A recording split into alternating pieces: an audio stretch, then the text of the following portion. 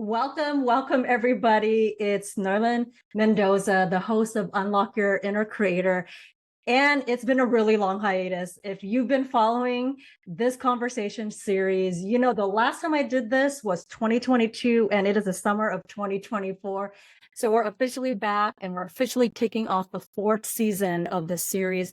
And I'm super excited to have our guest today, Asmi Shah, and you're going to learn a little bit more about her. But before that, as always, whenever we did this series, we would always bring in the energy of a particular season. So right now it's summer, we are in the middle of it, and I really want to call in this energy that is about action, about possibility, and about fun. In many ways, that's what summer embodies, right? So our conversation is really going to do a little bit of a difference than what we had before. We're still going to be talking about what it means to be a creator and how does an individual take these big leaps towards our big dreams. But I also want to start talking about conversations around leadership, about what does it mean to be a leader and what does it mean to be a creator and continue to do this work. And part of that is this idea of renewal and this idea of pacing, and what are those elements that we need to be well so that we can actualize our vision and our dream in this world? So with that, I invite you to explore what that can look like. And I'm super, super excited to have my first guest who's officially helping me kick this off, Asmi Shah. So Asmi is this amazing, multi-passionate individual. So right now she works full-time in tech, but she also pursues a lot of passion. She's also a sound therapist, asana and meditation guide, a pranic healer in her free time. I have no idea how you find time to do all of that and still work full time in tech, but she does it. So Asmi grew up in New Jersey in a Gujarati Jain family, and throughout her childhood, she was exposed to ancient Indian traditions and rituals. And when her parents unexpectedly passed away in 2009, her life changed overnight. She turned to the wisdom of her ancestors to find a way through the grief and depression. And through her journey of healing, Asmi has studied yoga philosophy, including asana, meditation, pranayama, mantra, sound healing, and pranic healing. And her vision is to help others harness the power of energy to improve their lives. She has a degree in electrical and computer engineering from Cornell and an MBA from UCLA Anderson. And her career has spanned everything from consulting to banking and technology. So with that, please help me welcome the most amazing Asmi. Hi, Noilyn. Thank you so much for having me. I'm so excited to be here. Amazing. Well, I'm excited to have you because you are such an incredible individual. And we got an opportunity, for those that don't know, that we got connected because of her amazing husband. And so I'm so also grateful to Thomas. I'm going to give him a shout out, at the top. But speaking of bringing some folks into this space, I always like to start these conversations to welcome what energies or what individuals do you want to bring into this conversation today? Yeah, for me personally, I always like bringing my ancestors, especially my parents, in when I'm doing something that I consider important. So I usually, invoke to them before I'm starting something. And then as I reflected on what is the energy I want to bring to this conversation, for me, it's introspection. It's honesty, like really being able to look at ourselves, right? The good parts, the bad parts, and figure out what do we want to change. I'm really big into action. And in order to take action, we actually need to know what we want to change. And finally, vulnerability. I think a lot of these conversations, there's more and more talk around wellness, health, but still for a lot of us, it can be uncomfortable or not easy, especially when we come from, immigrant communities, or like I know for me, I always joke, Indian people, I feel very repressed emotionally, right? So even now, I love talking about this stuff, but sometimes I'll catch myself like, oh, do I want to say that? But I want this conversation to be, as vulnerable and authentic to help as many people as possible. Thank you for calling that in and to also bring attention to it, right? For me, a lot of times it's hard to have these conversations, especially when you are creating something. So, the series is all unlocking that which is in us to create something. And oftentimes, like, we're really afraid to talk about this little baby that we're making, right? That we want to put out into the world. I'm super curious because you have a really diverse background. So what would you say has been the most influential in you maybe either pursuing a career in tech or your direction in looking at some of these healing arts. What do you say has been the biggest things that may have been turning points or influences to lead you to where you are today? So I have always been, growing up in almost like two worlds at the same time, which I think is like pretty unique. And what I mean by that is my dad was an engineer. I come from a family of engineers. I was always good in math and science. English was my worst subject. It was the only class I got B's in. And so I've always been very logical, and I like things that I could understand in, a clear linear way. Throughout high school, if you ever asked me like, why do I like math? I was like, because there's always the right answer.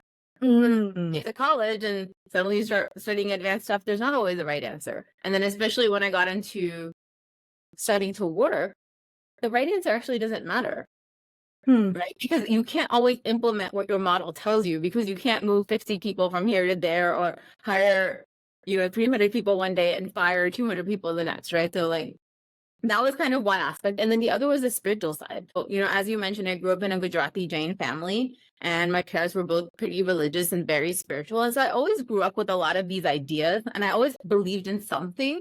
I don't think I quite knew exactly what I believed in, obviously, until I got older and it got tested. But I've always been curious in both of those. And so that's kind of how I see my journey, is I'm someone who's curious, and I like to learn different things. I get bored easily, which is why I studied engineering. I then worked in consulting, then banking, then got my MBA. I've worked in the last 10 years, but even that in different roles, sometimes finance, sometimes analytics, now strategy and operations. And it's because I just love learning different pieces and understanding how everything connects, you know? And it's been the same thing with my healing journey. Always grew up around a lot of these things. I'm Indian. I grew up hearing the word chakra, but maybe not knowing exactly what it means until I did my yoga teacher training. And once I did that, I was like, well, this is so interesting. I need to learn more. And then before I knew it, I'm taking additional trainings, reading more books, learning new things. But for me, it's always been about understanding different perspectives to understand as much of a topic as I can, right? Like you can't ever fully understand healing or even like yoga philosophy in one lifetime, but understanding different slivers by taking different classes or reading different books. Yeah. Okay. So I feel like one area that is really essential for somebody who's creative is this idea that you had mentioned was around curiosity. So what are you curious about right now? What am I curious about right now? I think the thing that has been coming up for me a lot recently, I would say like the past year or two, is how to create community in a sustainable way. And what I mean by that is, a lot of us found specific communities, especially during COVID when we were home and we were online. And now, at least here in the New York, New Jersey area where I live, what I'm finding is, people have moved away from the Zoom classes. They moved away from a lot of that. They're starting to go back in person to certain things, but not everything's sustainable. I'm still seeing like, I used to teach at a couple of yoga studios. I'm seeing yoga studios go out of business. I'm seeing that people are craving in-person connection, but not necessarily in the same way that they were pre-COVID. And what I mean by that is I was talking to a couple of friends who had done like yoga teacher trainings with, and like before, you would travel all around the city to go to your favorite yoga teacher, and you would go like every single week. And I don't think people have the appetite to do that anymore, but they're still craving in-person connection.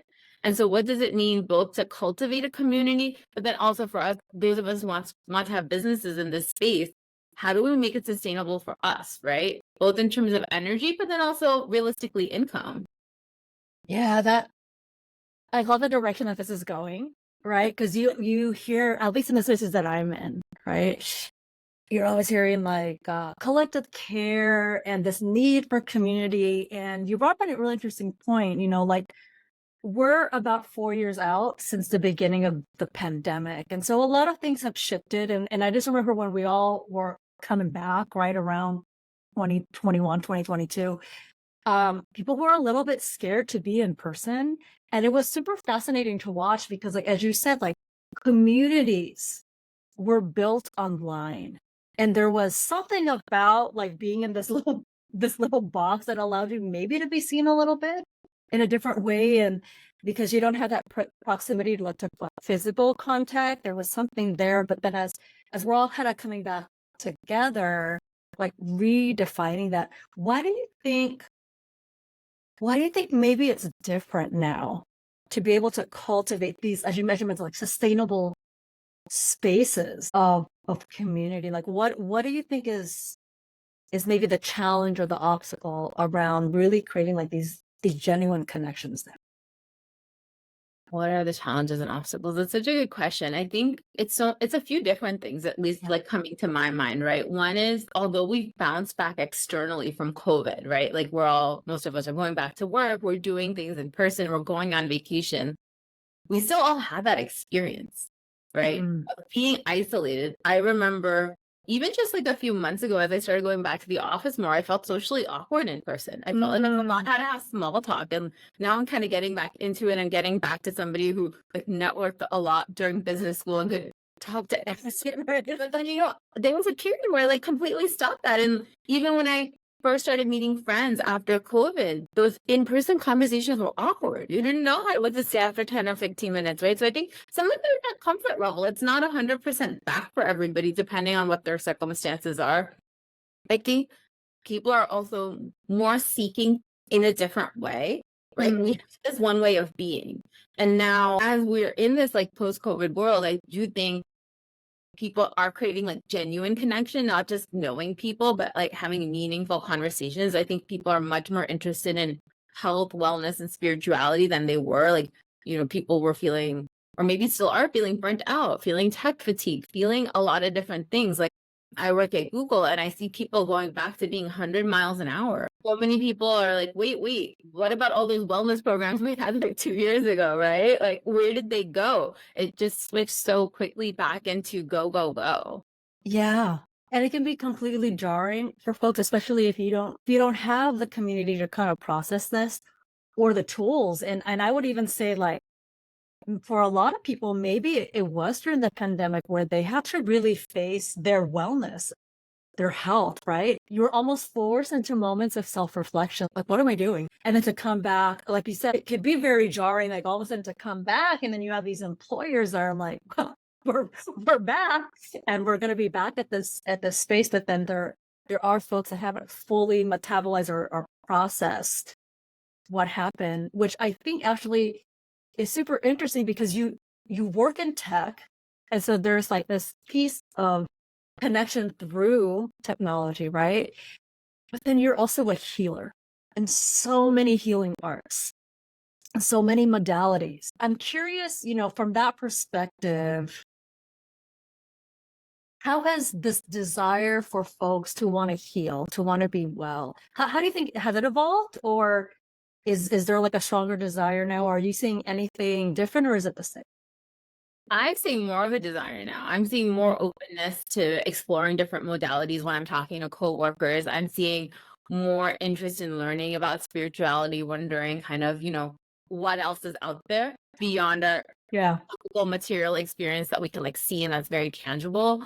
I'm seeing people interested in different things, right? Whether it's, I don't mean this in like a demeaning way, wellness trends, but like I see people more interested in gratitude, being more aware of meditation, right? There's so many different kinds, but I just see people dabbling in these things because people have either heard the scientific benefits of it, they're interested in it because so many different people are talking about it. And maybe they're just curious if it can also help them? Yeah. Yeah. I mean, I definitely share your sentiment. It's like maybe a few years ago, people were like, "That's a little bit too woo," right? But now it seems a little bit more commonplace, so people are open to it. I'm curious about your own journey. I mean, you said that it's just something that, like, like spiritual, like wellness, and all of this other stuff. I mean, it's part of your culture, so you kind of grew up with it. But I am curious about what led you to sound healing and what led you to pranic healing. Yeah, so as you mentioned in my bio, my parents unexpectedly passed away in 2009. At that point, I was working in banking. It was all about the hustle. It was all about making money, and I honestly didn't even mind working 100 hours at that point in my life. Like I wanted to make money, and I was cool doing that. And then, after my parents passed away, I was just in such shock. They were both really young. It was not expected, and I started thinking like, what is this life? I really didn't feel like living it at that point, but both my grandmas were still alive. And I was trying to just like make sense of what is this existence? What am I going to do? My initial thoughts I remember were, oh my God, I'm never going to be happy again. I'm just going to like ride out the rest of my life and die. And I'm thankful to say that's not true, but that's really, the place I was in.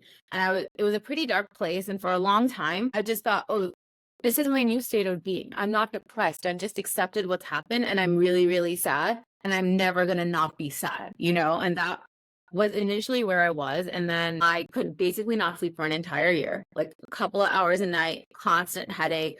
I was taking multiple days of work from home, which was not done in banking at the time. I'm really grateful that I had a very empathetic manager who let me do that. Like, it was not allowed. Like, you couldn't work from home like one day in a month. And I was doing it multiple times a week. I would just wake up and think, I can't get out of bed. I can't face anybody today. So I did that for about a year. And then finally, my sleep issues got too much. And so I wanted sleeping pills and melatonin wasn't working. So I sought out a therapist, and I was really lucky to find somebody who wanted to work with me and said, okay, come into the office.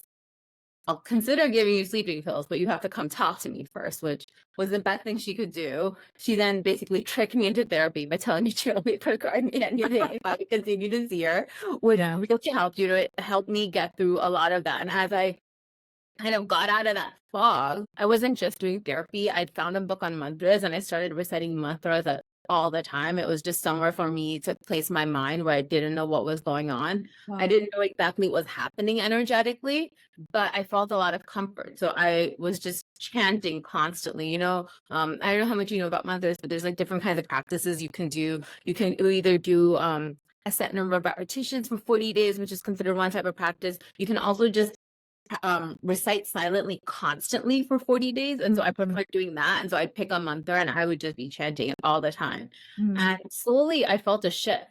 And that was kind of the beginning of me then deciding to go to business school, because turns out I didn't really like banking and I didn't want to work 100 hours a week anymore. So I went to business school, did that, got a job after business school, had some challenging experiences at one startup, went to another, had some more challenging experiences. And at this point, I'd come out of depression, but I started once again thinking, what is this life? Like, what am I doing? I'm working, I'm making money, but am I really happy? And if I'm not happy, what should I be doing?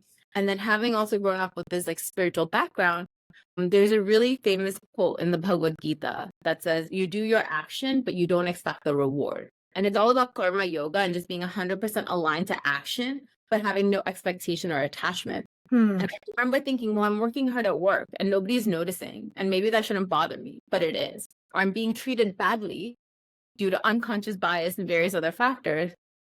It shouldn't bother me, but it is. And so I would go home and I'd read Bhagavad Gita and cry about how I was like just not getting it. And then a coworker suggested to me that maybe I should do yoga teacher training. She had just completed it, really enjoyed it. And I'd been practicing a lot of asana at the time. So seemed like, you know what? I've been looking for a job for 6 months. I can't find one. I might as well do something that makes me feel happy. So I signed up for yoga teacher training kind of on a lark, not knowing at all about yoga philosophy or what to expect. I just thought I would practice a lot of asana and I don't know, learn how to stand in handstand, which did not happen. But through that, we had various like book reports and show and tell so that people could learn about different things. And in one of them, somebody brought a singing bowl. And the moment they played it, I was instantly mesmerized. I was like, this is the coolest thing ever. I want to learn more. And so the seed had been planted at that time. I didn't do anything about it. I ended up just getting my job at Google while graduating yoga teacher training. So I started a new job. I just processed, all this like yoga information. Went on my merry way. A few months later, I ended up picking up just a really small singing bowl, like that's like this big, for my daily meditation. And I was starting to use that. And then unexpectedly, I had a friend pass away in his early 40s, and he left behind his wife, who was now a young widow. And as someone who had kind of gone through the whole grief process, obviously all grief is different. Everyone's experience is different. Every relationship is different. But having gone through grief, I really wanted to be there for her. So I went to go visit her Labor Day weekend, and her mom and her best friend were there. And I'm typically not a pushy person, but that day I just insisted. I was like, can I play my singing bowl? Can I play my singing bowl? And they're like, no, we're not into meditation. Like, it's cool that you are, but like, leave us alone. I think I badgered them so much that finally I brought it out. I started playing it, and the energy in the room shifted immediately. Everyone felt something so profound. They were all like, ooh, what is that? Can I play it? And so it kind of just shifted the energy that day. But when I saw that, I thought, wow, this is such a powerful tool. But not everybody's into asana. Not everybody wants to get on a mat and move their body. But This was people of, different ages, different interests. My name is very like captivating. And so I ended up booking my first sound healing training, which was in Nepal, I think, within a week of that. Like within a week or 2 weeks, I was like, that's it. I'm going to the root where it all started. I'm going to Nepal.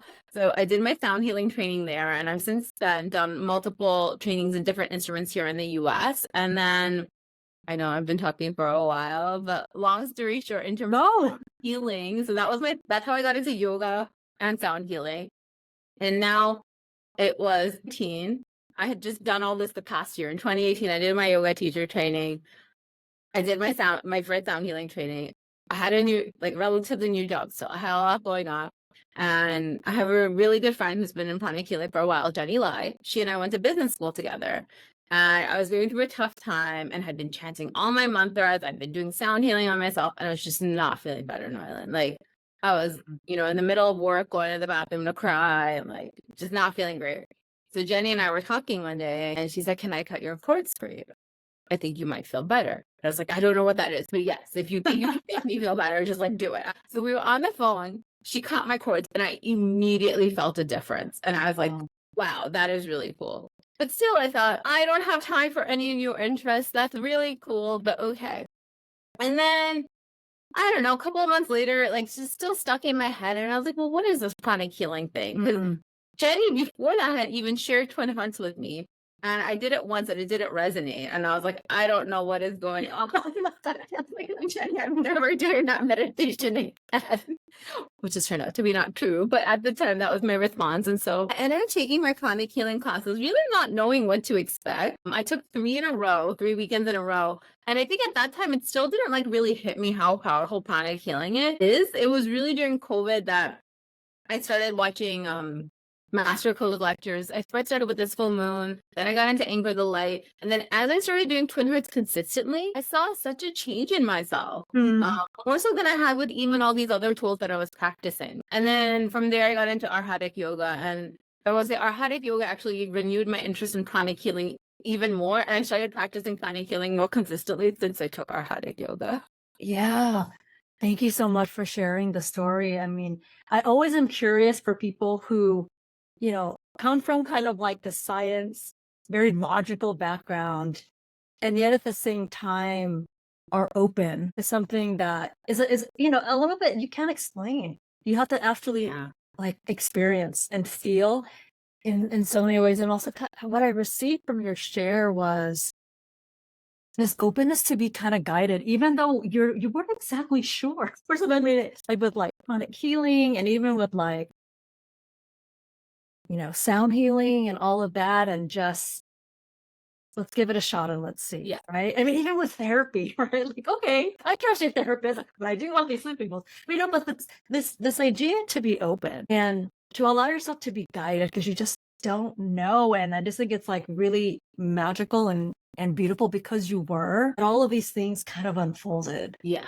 And like this just like really amazing ability not just to heal yourself. The other thing that I got from you too is how do you transmute that loss and that grief that you've healed and you're healing? But this is large. I also want to help somebody else, like your friend, who also had that unexpected loss too. And I do think that is like something that not everybody has and like willing to tap into. And what that it makes me think about this project that you have, right? Because it's also another form that's like, how can I help others heal? So talk to me a little bit about you. Just first of all, congratulations on having this amazing Kickstarter that you met and went above and beyond. So talk to me about your new baby. Yes. So along with all my other interests, I've really been interested in this aspect of how can I share so much of what I've learned in an easy and digestible way, right? Because obviously I love taking trainings, maybe a little too much, but that's not a FOT. Also really like reading these esoteric heavy books when I'm in the right energy for it, but I really like that. And so one of the things I had started developing actually during COVID, during the end of COVID, end of 2021, was as I was personally just going through all these changes and having gotten into energy work and spirituality in a deeper way, the world around us had changed. And I was thinking, okay, I'm not a big New Year's resolution person, but I was like, what's the next year? I want to be more intentional. But how do I do that? And so I started crafting a set of questions for myself, and then basically Amit by extension, because he's married and therefore I had to bill it out. Questions for me to help understand, okay, what is going on in my life? What do I enjoy? Where do I maybe need to redirect or think about different things? And what do I want to set as my vision for the next year, right? So not like a resolution, like, well, I lose 5 pounds or whatever, which is totally cool if that's what you want. But it was more like, how do I want to show up next year? What do I actually want to focus on in like a broader theme? So I worked on that for a couple of years in the background, was just picking on it myself and some of my newsletter subscribers. And then at the end of last year, I really got this calling to make it into a physical product, to make it into something that people could buy and do at the end of the year, whether by themselves or with their community. And so beginning of this year, I started developing like the full-fledged version of this journal. So it's, like I blew it out, I added a lot more sections. There's everything from gratitude to a time inventory to energy management. So I'm also like slowly in there including tips and techniques that I've learned along the way and how to incorporate them in an easy way into your daily life. And so the journal just had a Kickstarter, as you mentioned, to help fund its production. And then it's going to be releasing this fall for the holiday season. And the journal is called Cosmic Starlight. I love it. So tell me how you got the name Cosmic Starlight. What does it mean to you? Yeah, so Cosmic Starlight, like cosmic is this idea of guidance from the universe. And starlight is this idea of light, something bright. I thought of different names, and somebody asked me, why did you give it such a like fancy or whatever? Well, end of your journal doesn't sound very exciting, does it? Like you gotta pick up a bunch and buy. So I wanted to give it kind of like a fun name so that it's something that people would be attracted to. And for me, it was really about this connection to something greater. And I wanted to give a nod to it, but not in such a literal way. Yeah, I love it. That which is greater, like these energies and this higher energy that is greater than us, right? I love that you named that, because a lot of us being able to materialize and to manifest our dreams and our vision, right, is to not just do it by ourselves. Like I think that's one lesson that I learned, right? It's to really believe that the universe is conspiring, right, to help make this happen, bring the right resources, bring the right people, the right opportunities to us so that, what we want will be physicalized, will be here. Yeah. Speaking of, I am really curious to find out, because, making a journal is not something easy. Especially because I was lucky to get a preview of your journal. And please, everybody who's listening to this, go out and get it. It is much more extensive than you think. And I think it's like really amazing because it will give you opportunities for self-reflection. But I am curious, if somebody has this idea or this goal that they want to do, whether it's like a transition in their life, or they want to start a business, or they want to create this thing or this product, like an audacious goal, right? What is one piece of advice that you can give somebody so that they can take that, whether it's like a big leap or whether it's a tiny baby step, so that they can start? My one piece of advice is just start. Honestly, like we have so much internal resistance, and it's scary, right, to put yourself out there. When I launched my Kickstarter, I didn't know if anyone was going to pledge or not. But I think you just have to get started. Start small too, right? Like go on incremental steps. You don't have to do the big thing, I would say. So figure out, for me, that meant I made prototypes and I printed them at Staples and I was showing them to friends and coworkers, getting feedback. I didn't make something perfect and then show it to people. I brought people into the designing process with me, because if they're my audience, it can't just be what I want, but it should be something that can resonate with others. So I was doing test sessions, printing it out, getting feedback, writing all the feedback down, and figuring out, okay, what am I incorporating? What am I not? How do I want to do it? And the other thing I would say is get help, or find someone who's done this before, or find someone who's got complementary skills. You don't have to do this all on your own. For me, I have actually gotten help in multiple ways throughout this entire process. I'm happy to share more if you're interested. No, please. What kind of help did you get? Because I think this is part of it. Yeah, so the difference is, I told you at the end of last year, I wanted to do this, but I had no idea how.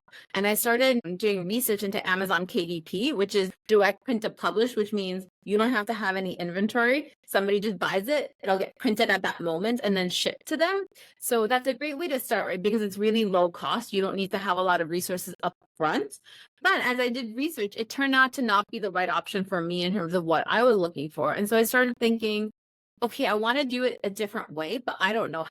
And then, as you were mentioning, sometimes we get serendipity or we get the signs from the universe. And so for me, I got targeted for an Instagram ad, which is probably the best way to find me is an Instagram ad for a challenge by this woman who's had her own printing business for the last 10 years. And she was teaching people some kind of like fundamentals of how to print your own product. And I ended up enrolling in a course through that because I realized that here's someone who's been doing this for 10 plus years, has a sustainable business. Yes. And yeah, maybe I could figure this out on my own, but it would take me 2-3 years. And I'd rather invest in a class so that I could get it done in 5 months. Like that's pretty amazing, right? To go from, not out of the content, but to basically go from scratch designing the whole thing. I'm talking fonts, layout, every single thing I've done myself to having a physical product to then launching within 5 months. Like that's really accelerated and the help was worth it for me. And then, secondly, my husband Amit, who is a photographer, social media manager. I've given him everything for Soulthara. He takes care of it. And that's been a big relief for me in terms of time. Like initially I thought I have to do everything on my own as an entrepreneur. I went to I got my MBA. Like I should know how to do this. And like honestly, I do not know how to run a business despite having gone to business school. And it's okay to get help. It's okay to pay for expertise and make things easier rather than having to figure out everything on your own. Like, yes, we have great resources now with Google where we can like figure things out quickly, but then also know where the free information isn't going to be enough and strategically invest when you need to. This is so good. I'm so glad that you said these tips because, quite a few of my network are folks who want to start businesses or they're new entrepreneurs, right? And I think the fallacy that we have is a couple of things that you said. We don't want to put anything out there because it's so precious to us and it has to be perfect, right? That's number one. And then number two is I can do it. I can do it on my own. I can learn this. And just you naming the fact, like, I'm going to bring people in. Right? It doesn't have to be perfect. It could be a prototype. It could be beta. Let me bring my community in, like back to what you were saying around building community. That your community could also help you build this thing that you want. And they can help you actualize your vision, right? And probably also give you ideas that you probably would have never thought of. That's 100%. Yeah. Right? And then this other thing about like, it is okay to ask for. I think it's actually really smart to ask for it. It is really, really smart, right? Like I have a business coach and she always says, because if you know anything about human design, I'm a manifesting generator, right? So we have the bandwidth to do all the things, but she was like, yes, you can do all the things, but do you have to? Right? And so, it's this idea of like, we don't have to do it by ourselves. And I hear so many things from like entrepreneurs, they just feel so alone in their journey of running their business, right? And I love how, from the get-go, you're already like, I'm gonna bring people in, I'm gonna bring help in, and I'm gonna have people be part of this journey. And I think that's why your Kickstarter did so well, right? Because people want to support dreamers and visionaries who are putting these things out there. I want to dig into this more. The other thing that you mentioned, I was like, oh, I'm so glad that's in the journal. Energy management. Yeah. So I was talking to a colleague recently, and I've been having this aha in the last year. So I do a lot of leadership and executive coaching, and a lot of people in that space, a lot of people have to coach about like time blocking, managing your time, and all of that. Like it's about efficiency, and you're always trying to hack. You're always trying to hack that, right? But I had an aha recently when I was talking to this colleague, and he basically said, and you and I are both energy healers, right? He was like, it's not time management. It's not time management, Noi. It's energy management. Because if you have energy, you have the capacity. If your cup is full and you've been renewed and you feel invigorated, you will find the time. And I was like, oh, you're right, right? It is energy management. What does that mean for you as an energy healer, trying to teach people about energy management? Yeah, what does it mean? I think, as we think about what does it mean, first of all, right? Like energy management, what are we talking about? We're talking about when you talk to your best friend and you're super hyped and you're like, I have so much energy to go do all the things, right? Whether it's like go to the gym or do that work project that you were kind of dragging your feet on or whatever, you have energy. What is the opposite of that? The opposite of that is you're working and you get a ping from your manager saying, hey, and you automatically feel stressed. And now you can't do anything. And you're like, they're not typing anything else. Is it bad news? Is it good news? Right? It's another form of energy. And so a lot of us these days, we're living in a suboptimal world, right? Like we're getting all these pings, we're getting all these notifications, we're getting distractions, we're getting our energy leaking essentially, right? So on places, and we're trying to get stuff done. And it's also the activities that we're doing. Like if you're not a meeting person and you've got 3 meetings in a row, are you going to be really productive after that? No way. I know I'm not. Well, when is your peak energy, right? Yes. Are you a morning person? Are you a night owl? When are you doing things? And so energy management to me is about knowing yourself, but then also, okay, how can I manage these situations better, right? Like we can't stop working with our coworkers, whether we like them or not, but can we manage our energy around them, right? Both either maybe before an interaction or after an interaction. If you have an interaction that maybe has thrown you off, is there a way to realign your energy so you can get back to a more calm, aligned state that will also make you more productive, that'll make you more happy? Like you were talking about leaders. When are people most creative? When they have energy. You're not going to be creative when you're drained and tired and feeling bogged down, right? So for me, it's about understanding that life happens, understanding that there are going to be situations that are not always ideal. But how can we identify them? How can we, limit their impact through these energy tools? We can't erase it completely, but we can manage it. And then how can we bring ourselves back to be that best version of ourselves? Yeah. And this is something that I've been thinking about a lot lately because I also work with teams, not just like the individuals, right? And you're so right. It's like, how do we manage that energy so that we can be back here, like we could be back center? And it's not just for us, actually. It's for everybody else that we impact, right? So whether you run a business or whether you have a team or not, maybe you're in a partnership, maybe you have kids, right?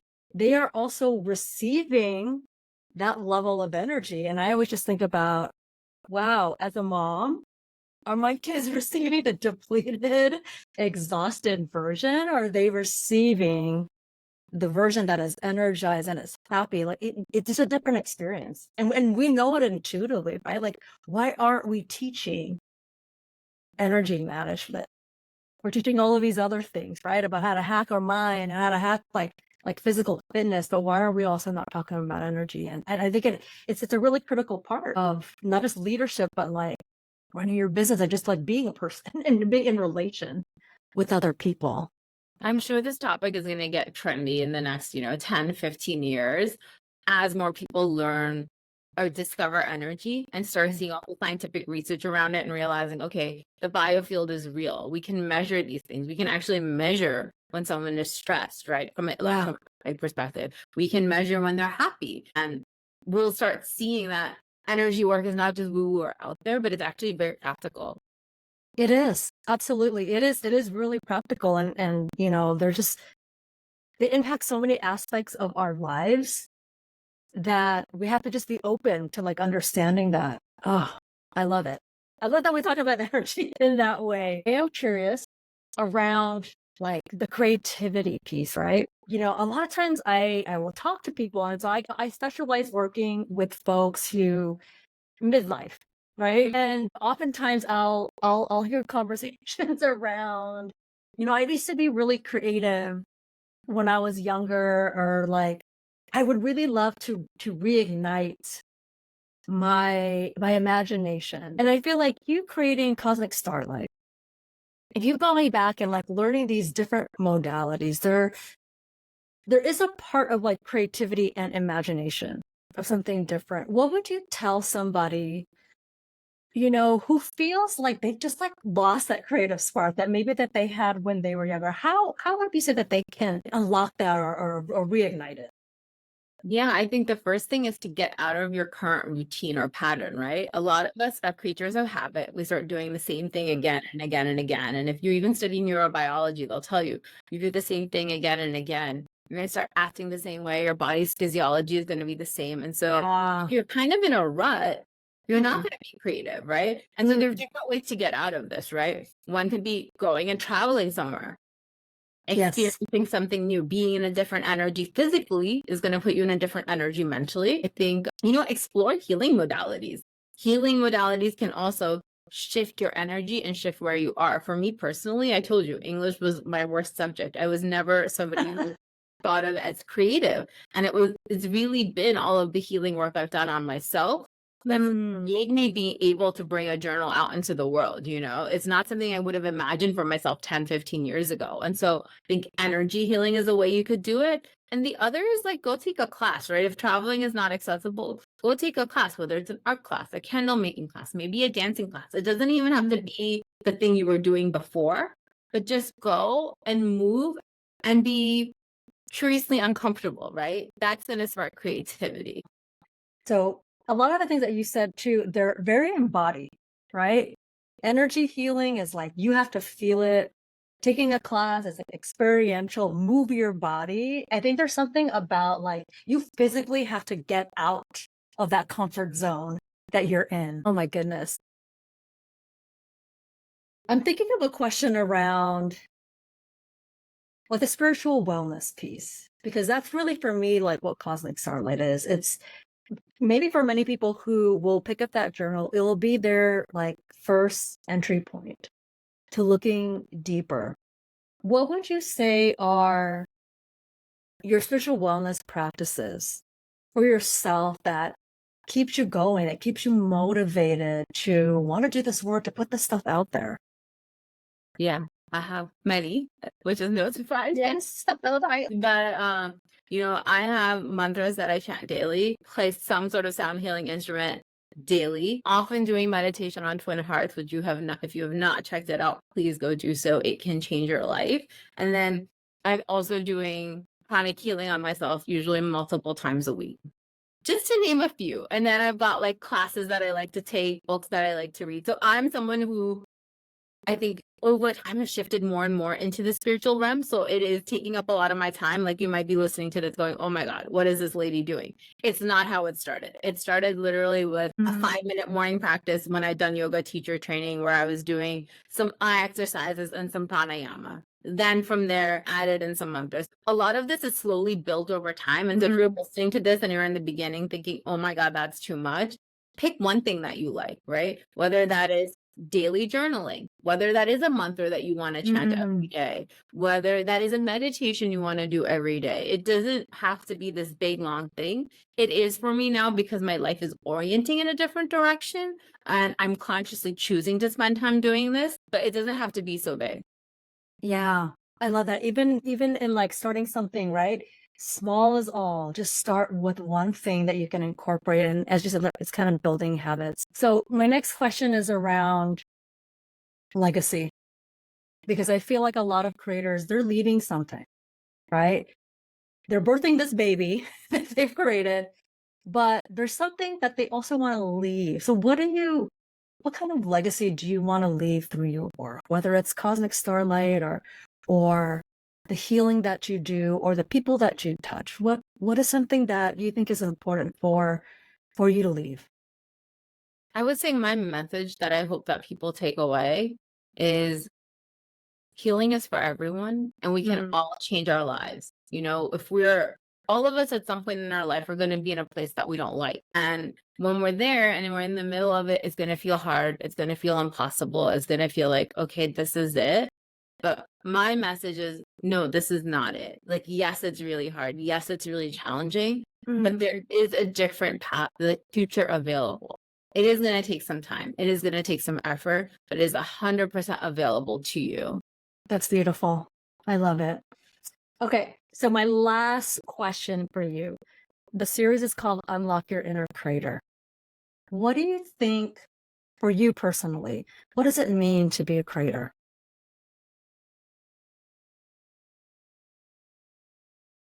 For me, it's integrating so many of my different experiences into something new, right? Like, Mhm. you know how there's that saying that like there's nothing new, like nothing new ever said or something like that, right? Like all the stories have already been written and everything is just a reframing of like main archetypes, right? It's kind of like that. The idea of being creative is putting something through your lens and then sharing that with the world. And it's because your lens matters, your point of view, whatever little secret sauce you're going to add, and isn't Yeah, is interesting and worthwhile. I love it. So your perspective, your viewpoint matters. So go and create. That's beautiful. So where can our listeners connect with you? Yes.